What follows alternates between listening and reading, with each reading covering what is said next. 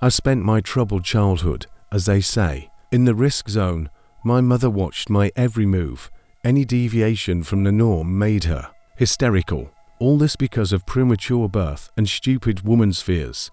I did not communicate with other children, drew shapeless freaks instead of portraits of mom and dad, and for the holiday gave my mother a dead sparrow, which with interest pulled out matchstick legs. Also, for some unknown reason, I absolutely refused to eat boiled food. Everything that was boiled, meat, soups, porridge, caused me a real seizure. That's how I got on the list of kids at risk of schizophrenia. As a preventive measure, the doctors imposed a special regime on me. Walk strictly on schedule, primitive toys, books, visual, chewed to the letter. They spoke to me carefully, as with a scared dog. My mother overdid it a lot, her eyes bulging with zeal and her round mouth, with which she emphasized every sound, as if I was some kind of retard. I remember to this day. Thus, the disease was defeated, or to put it simply, crushed. I went to a regular school like all other children, and my parents breathed a sigh of relief. For 8 years, I lived my life, with its everyday surprises and problems, clearly, as if on a tape. I remember the day of the move. We moved into a new apartment, with the appearance of a little sister, to babysit, which called grandmother. We needed more square meters, a grey high-rise building, the smell of urine in the entrance, and a broken swing set in the yard. But the apartment itself wasn't bad, and there was a lot more space. Having dragged the last box of things into the apartment, I went to rinse my hands. Even though all the rooms had been renovated, the bathroom seemed neglected. Dirty tiles, rust stains, and a soiled tub. I turned the faucet on full and screamed, both in pain and surprise. My hands scalding with boiling water. The skin turned red, and a big watery blister swelled up. I laughed like an idiot, and then teased my squeamish mother, threatening to pierce the blister with a large needle. I told my father to find out about the pipes, but on subsequent occasions, the water was already at a normal temperature. The first night I woke up late at night, needing to pee. I wandered down the dark corridor barefoot, but halfway there I stopped by the bathroom. The door was ajar, and I was surprised to realize that it smelled strangely of something edible. Without any assumptions, I turned on the light and stepped inside. The tub was filled to the brim with some kind of oily water, shiny circles of grease floating on the surface. Squinting against the bright light, I leaned over this broth and turned my head to the right. Our gazes met. The woman's white bulging eyes were like to hard-boiled eggs. Her bloodless skin was covered with a slimy film. The skin was partially peeled off her head, and blood bubbled on the white bone of her skull. I couldn't scream. My throat was swollen, and all I could get out of it was a pathetic, humiliating sound. Ee, and this disgusting thing suddenly opened its bloated, thick lips and repeated it exactly after me. I recoiled, and would have fallen on my back if there hadn't been a wall behind me. With a hard smack on the back of my head, I rushed out the door, slamming it as hard as I could, and shut myself in the room. I was shaking. I didn't know whether from disgust, fear, or the wildness of what was happening. I didn't wake anyone. What would I tell them? How? I kept thinking that, if I fell asleep, it would crawl out of the bathroom, crawl on its cooked soft limbs to the bed, and if I opened my eyes, I would see dead white eyes above me. But in the morning it knocked me out. When I woke up, the first thing I did was head to the bathroom. Like any homegrown horror connoisseur, it was daylight that bribed me.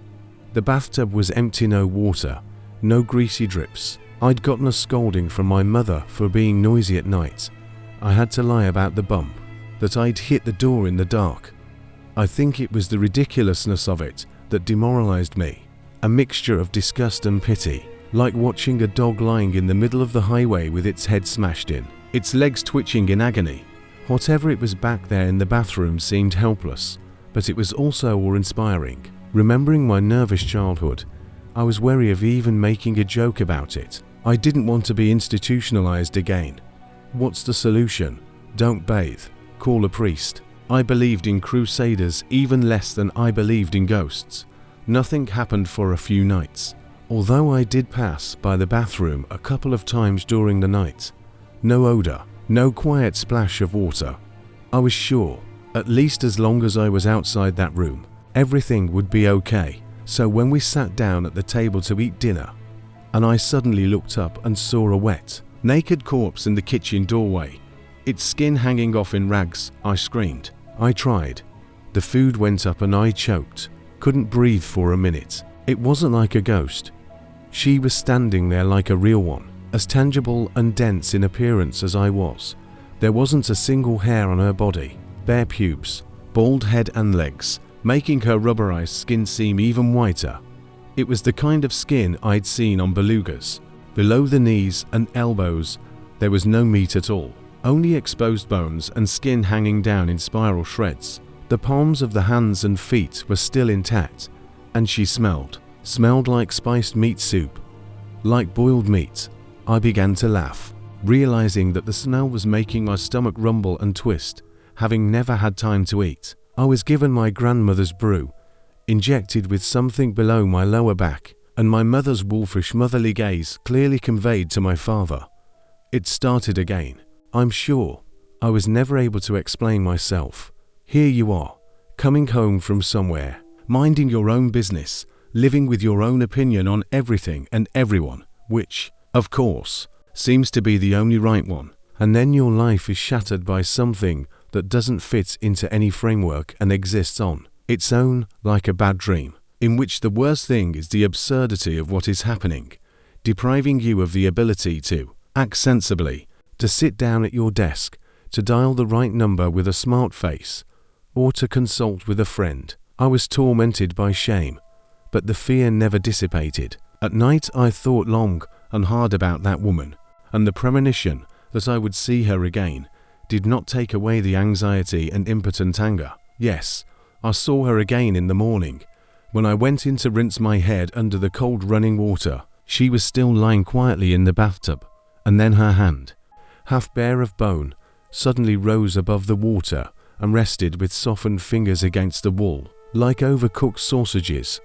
I think she was trying to scribble something on the wall, but her fingers just bent, and then the flesh splintered away, leaving only thin knuckles. The horny plates of her loose fingernails floated in the water. I threw up outside the bathroom door. Hello, childhood. I was sick of boiled food again, and I couldn't even look at boiled chicken.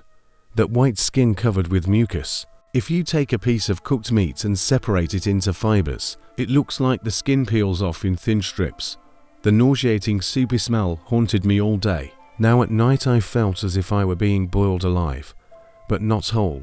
But gradually, a strange hot heaviness, as if someone was putting hot metal pancakes of a barbell on my arm, then on my stomach, then on my legs. It seemed that if I brought my hands to my face then, I would see only scalded white knuckles.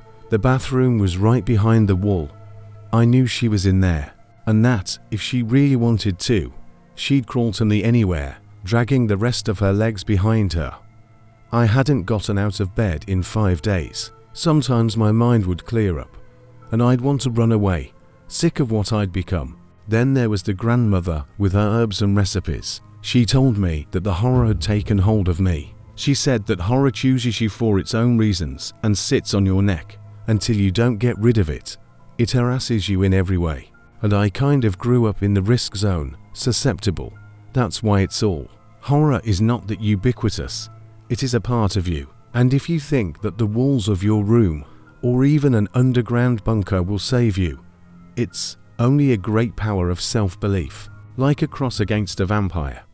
The dead don't care about their interrupted past. I guess for them life still goes on, and they just fill the voids they've created. I asked my father to find out, who was the previous owner of the apartment, if anything had happened here, at least to ask the neighbors. Those who sold us the apartment are greedy mutts. They won't say a word. My father was silent for a while, and then, without asking a single question, got up and went somewhere. That's how we found out. Her name was Marina. She was 26 years old. She lived here with her young son. We are namesakes, by the way. He was Vlad too. He would have been. She'd left her husband, a heavy drinker who'd served to sentences for theft and rape, and then suddenly got into religion. Some sect had taken him over. Neighbors said he often came here, tried to break the door down, and when he couldn't, yelled all sorts of nasty things about his wife, that she worked as a prostitute, sucked off chauffeurs for 100 rubles, until the woman opened the door in tears so that no one would hear. He beat her. The neighbors knew that too. Nobody expected such a thing. Well, the eternal excuse. His roof began to leak at all, and Marina, apparently, threatened the police. They say that at first he scalded her with boiling water. He splashed her in the face with a kettle, and either he got drunk or something else. Maybe he liked the way she squealed. But he locked the woman in the bathroom and put all the pots of water he could find on a big fire. Then, already in the bathtub, he ran hot water and began to playfully drown his wife until the water boiled. Marina was still alive when she was scalded, time after time. The hushed neighbors heard only the drunken shouts of the man, something about sinner and boiling tar. No one paid much attention to it, but a 3-year-old boy cried for an hour in the next room, which now belongs to me. When the police broke down the door and was inside, they say, Marina lived for a couple more minutes. The belt from the robe wrapped around her neck. They tried to take it off, and it easily came off along with the skin. It was already impossible to touch her. Clothes came off with the skin. The people who took the corpse out of the bathtub, they say, with gloves on, fished it out piece by piece, like boiled fish out of soup. The peeling skin and tufts of hair stuck to the walls were raked into a bag. The neighbors caught on, told them about their son, and rushed to look for him. They found him in the kitchen. In a tall enameled pot lay a child's corpse curled up like an embryo. It was empty. I don't remember it being on the news or discussed among themselves. Even the neighbors acted as if nothing had happened. It's the sharpest way to realize that someone else's death is just a statistic for the still living. And you know, more than that asshole. I hated Marina. Why does she care so much about me? Her fish eyes didn't express anything. Her mouth didn't ask for anything. But she needed me for some reason. On my last night home, I lay on the bed with my hand over my eyes, the other dangling to the floor. The smell of meat clogged my nostrils. The wet soft touch of a wet dog's nose against my palm. We don't have any dogs. I agreed without argument to be taken to the clinic, to be cured, of course. My mother moaned that they didn't save me. My father wouldn't look me in the eye. My grandmother kept wailing about her horror, and I had no idea what their suffering had to do with me. And now it all seems to be behind me. It wasn't me. I'm just lying on the cool crisp sheets now, thinking about all sorts of nonsense. I even miss my studies, not to mention my friends. I hear the quiet footsteps of the nurse coming to check the floor, then a draft because she's leaning over me to adjust my pillow, and I open my eyes, blind white eyes clad in heavy eyelids. A bloated wet hand comes down affectionately on my cheek. Vlad, those sprawled lips say, exposing teeth like a horse's skull. An endlessly smiling mouth. Grown up. Yes, I say tiredly, closing my eyes again. Yes, Mom,